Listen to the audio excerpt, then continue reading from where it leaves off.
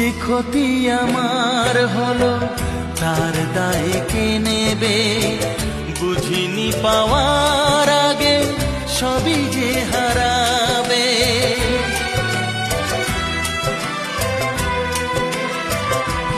ও যে ক্ষতি আমার হলো তার দায় কে নেবে?